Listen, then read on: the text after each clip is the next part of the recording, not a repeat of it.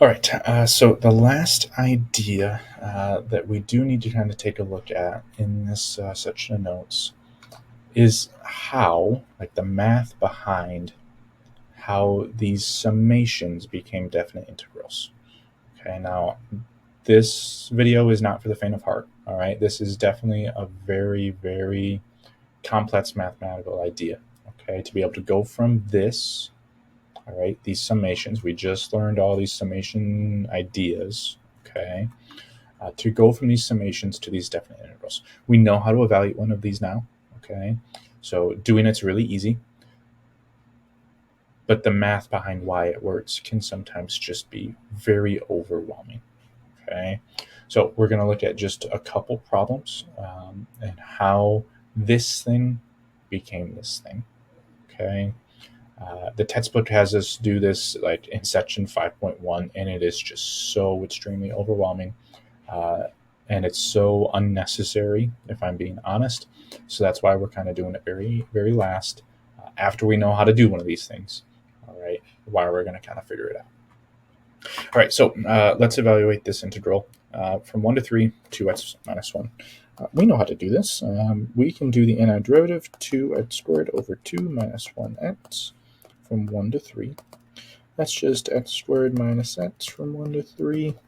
Plug in 3, that's 9 minus 3, that's 6. Plug in 1, 1 minus 1, that's 0. And we subtract those two things. We have the answer of 6. All right, so not tough. We can handle that. But to do this as a Riemann sum, all right, with an infinite number of bounds, okay, of subintervals, infinite number of rectangles, this is where the math of this just gets a little wild, okay? So if you remember, we were doing these Riemann sums, we had to find this like delta x idea. So it would be 3 minus 1. Now, we don't technically know how many rectangles we're going to have. So we're going to have just 2 over n here. And the idea is we're going to let n get really, really big. Okay. Each x value then, remember doing this little formula for, what was this, right bound rectangles. Okay, so the a value would be 1 plus 2 over n times I. All right, so we're going to do the limit as n approaches infinity. The sum of I equals 1 to n. Remember, n's getting really big. F of xi, the height of each rectangle, times delta x, the width of each rectangle. Now, I've already kind of done the math for you. We're going to take this and plug it into f times 2 over n, all right, our delta x. Now, to plug this into our function means to plug this into 2x minus 1. So this is where we're going to take over the limit as n approaches infinity of a giant sum I equals 1 to n. Actually, let's just put that on pause. Let's just simplify this stuff up really quick. Let's distribute this to 2 plus 4i over n minus 1 times 2 over n. The 2 and the 1 can combine.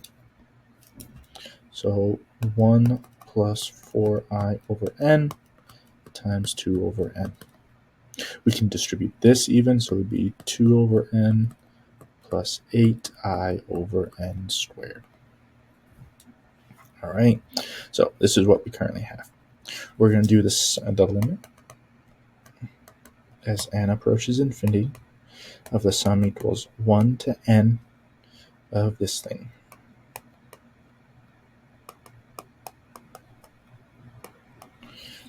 All right, so this is what we're trying to do.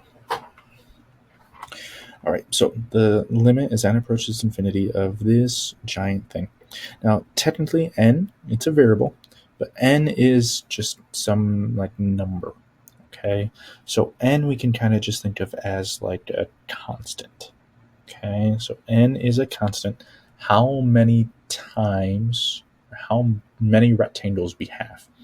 Now, it's a number that's getting really big, but technically it is a constant, all right?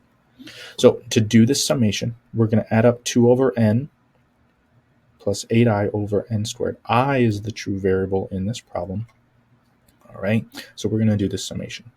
So we can split this up.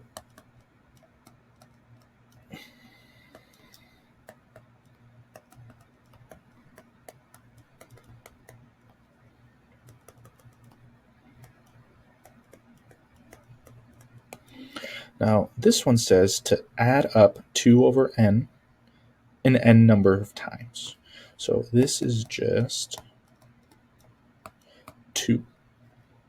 Here we're going to do 8i over n squared n number of times I equals 1 to n. Now, since I is our variable, we do have to do this wonderful formula that we had up here. Now, it was just I, not an I squared, so we're going to use this one. All right, the sum of 8 over n squared, 8i over n squared, the sum of n equals 1 to n, I equals 1 to n of I is going to be this thing. So we have plus 8 over n squared times I from I equals 1 to n was n times n plus 1 over 2. So we're going to simplify this. All right, our 8 and our 2 can reduce to a 4. Our n squared in this n can kind of reduce.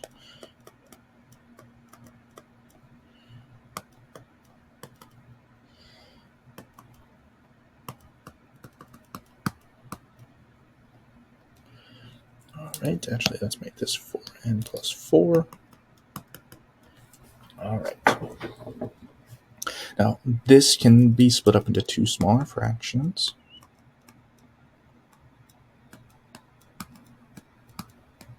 So the 4n over n would just become 4. The 4 over n is 4 over n. And now as n becomes infinity, we have 2 plus 4, that's 6. 4 over a really big number is 0. So we wind up with 6, which was the answer to this integral problem. Right? The idea is that we can use these rules, all right, and these summations along with our kind of setup for a delta x and an xi, all right, plug all this stuff in, and you can create the Riemann sum for that thing. All right, it's big, it's messy, it's not a lot of fun, but it is just something that can happen, something that you can do, and we kind of look at this setup that we have right here to do it. All right, one final example with a left endpoint. The one we just did was a right endpoint. All right, so let's do this. Let's evaluate this thing from 2 to 7. Let's do the integral. We can do this. So it would be what? 3x squared over 2 plus x from 2 to 7. So we would plug in 7. That'd be 49 times 3 divided by 2 plus 7 minus 3 times 2 squared is 4 over 2 plus 2. So 80.5 minus 8, that's 72.5. All right, so the area of this is 72.5. But if we do this with, the limit rules, the limit definition of this thing, we would do the following. Okay, so our b minus a would be 7 minus 2 over n, so 5 over n. Our xi, if it was a left sum, you have to remember that these were a little bit tougher, formula a little bit harder, so it would be 2 plus 5 over n times I minus 1. You can distribute the 5 over n. Right? Our formula becomes then f of this big thing times delta x, which we found here. And then we can try to evaluate this. We can distribute the 3.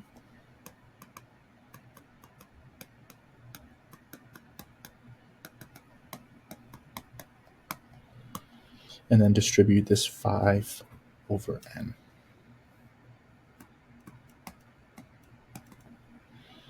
Five times 15 is what? 75i over n squared.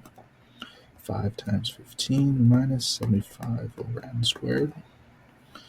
Actually, this 1 and 6 could make a 7, so this is a 35.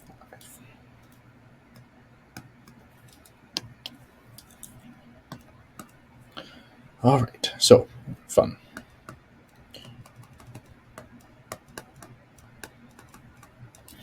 All right, so we're doing the limit as n approaches infinity of this thing. Okay. Now remember, n is technically a constant. Okay. So the only thing that we really need to worry about are the things that have i's. So like this one, since there are no i's, we're going to add up 35 over n an n number of times. So that's just going to be 35. Here, we're going to add up negative 75 over n squared n times. So that's minus 75n over n squared. This is the hard one.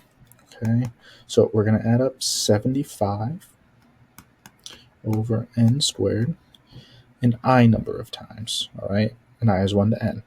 That was that formula, n times n plus 1 over 2. And so now we got to try to simplify this out. All right, our n squared and our n would cancel. Okay, so we have the limit as n approaches infinity of 35 minus 75 over n plus, that's what, 75n plus 75 over 2n.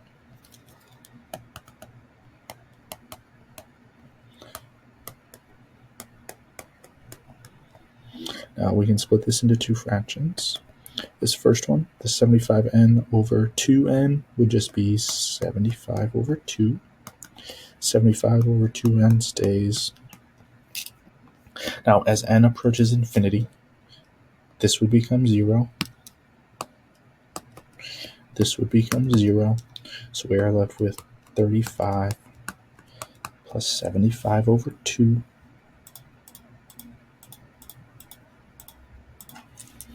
Which would you look at that same 72.5. All right, that we got it right up here. Now, overall, these things are wildly unnecessary in general. It's the true math behind why an integral works. All right, this is not something that we need to focus on here in Calculus 1. This is definitely something that you would focus on in a little bit more of a like real analysis course. If you wind up taking that, if you wind up becoming a math major, you would take this course called real analysis, and you would do some stuff like this. And hopefully by that time it makes a little bit more sense.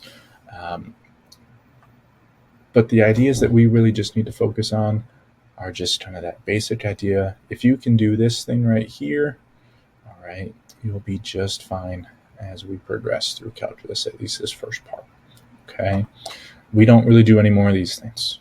Okay, so we're not going to worry about those too much. But that is the why of how these that fundamental theorem of calculus part 2 works. All right, that evaluation method.